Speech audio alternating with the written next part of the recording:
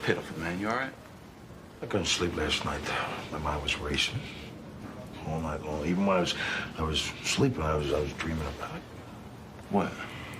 There were two people in the box with Lincoln the night he was shot. There was John Wilkes Booth, and there was a Major Henry Rathbone. Now, how come we don't hear about this Henry Rathbone? So you think Major Henry Rathbone's the guy that capped Lincoln, huh? I don't know. It just doesn't hang together. Hey, man, Booth jumped down on the stage, broke his leg trying to get away. The president was shot. What the hell would you do? This is what kept you up on it. Who was the doctor who set John Wilkes Booth's leg? It was Dr. Samuel Mudd, okay? 100 years later, who gets passed over for Anchorman? Roger Mudd. It's his great-great-grandson. What does that tell you about the power structure of this country? Excuse me, I didn't notice. Was Abraham Lincoln on the board this morning? Mildred, all our lives since we're kids, we were taught in the history book that John Wilkes Booth shot Lincoln. Now, if that's not true, maybe nothing's true. You know, I'm doing my job. I'm building up my cases, and the whole foundation is rotten. Hey, Cossetti. While you're on the way back from the morgue, I got a list of the stores near the crime scene that sell hot dogs and sauerkraut. Let's go check them out. I think I know who did it. Who? Jeff Davis. Who's that, one of the neighbors? Jefferson Davis, the President of the Confederate States of America. Now, you still trying to figure out who whacked Abe Lincoln? I told you we can solve this thing. You got a one-track mind, Cossetti. Jefferson Davis plotted the assassination of Lincoln as a last-ditch effort to further the Southern cause. You got a one-track mind leads to an empty depot. Give me the keys. The Confederate representatives in Canada knew exact details of the Lincoln assassination in February '65. How come? I don't know, and I don't want to know. Sanford Conover of the Confederate War Department, he had a meeting with John Surratt in Richmond sometime between April 6th and April 9th. Now, how come? I don't know, and I don't want to know. That's your problem. You don't have a worldview.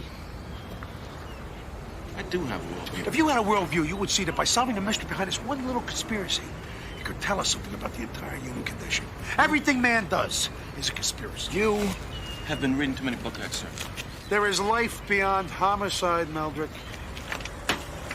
It was a conspiracy. Lincoln was set up for assassination by his own men. I'm ignoring you. All right, listen. Let me ask you this. Why is it that Ulysses Grant cancels out going to the theater with Lincoln 90 minutes before the curtain goes up, and then he heads for Philadelphia? What's that for, an alibi?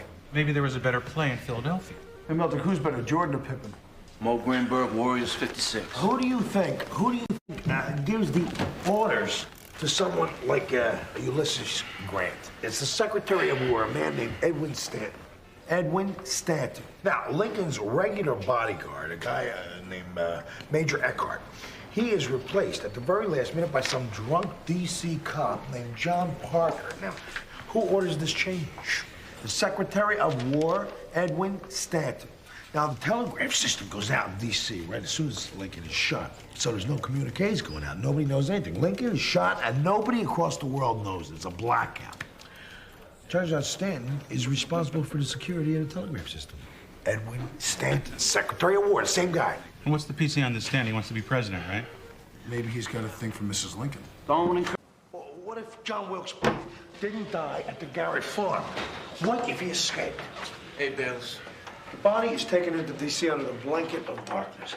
No one gets to see this body, not even his mother. Booth is buried at Greenmount Cemetery. What do you say? Me and you will take a run out there and dig him up, huh? I would like to very much, but it's an unmarked grave. Now I'm beginning to wonder why. You got the results of the Erebus polygraph test yet? Bayless? You got the results of the polygraph yet? No. I'm gonna go pick him up right now. All right. You got toilet paper over there? No. You got...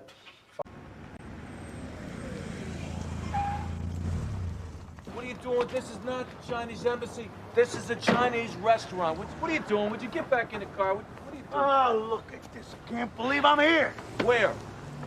This is... it's like being purified. It's like I can smell the electricity. I can smell it.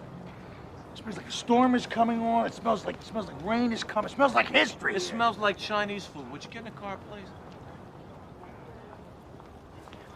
This is the Surratt house. This is the house where Mary Surratt lived. This is the house where Mary Surratt's son meets with John Wilkes Booth. And they together conspire assassination of President Lincoln. If this is 125 years later, this is a car from the city of Baltimore, and we are 45 miles from the city of Baltimore. Would you get back in the car? Would you get back in the car? So they carry Lincoln's body out here, and they bring him to that doctor. Is that You actually got the clout to get in these places whenever you want, huh? Yeah, I can get into museums. You can't fix a traffic ticket to save my life. Hey, you know, I heard about, there's a stage door where John Wilkes Booth runs out of. Where's the stage door? You know, originally the Secret Service was in charge of hunting down counterfeiters. When Lincoln died, everything changed. Yeah, well, Booth was going to shoot Lincoln whether the Secret Service was invented yet or not. The Secret Service is the best at what it does, better than any other agency in any other country. I got one word for you. Dallas. We had warned the local cops about the parade route and the threats. Sorry, you know, I'm wondering, did they cordon off the area to find out? I mean, have you read about what happened at the... You guys must think I'm crazy. I'm sorry I'm excited out here, you know? Why don't I buy you dinner?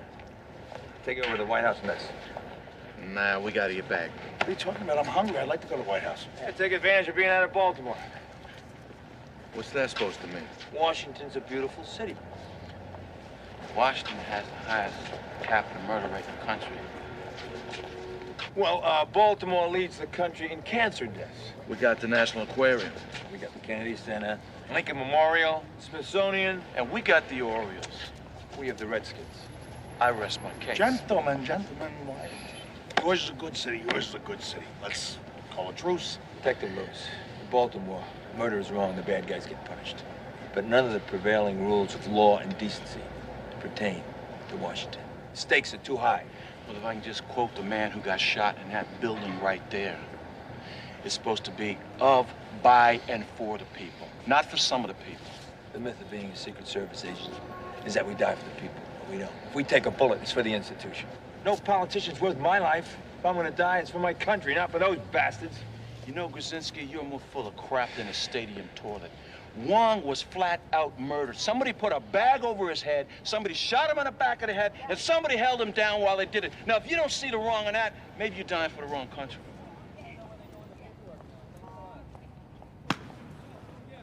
I guess we're not going to be having dinner at the White House. Thanks.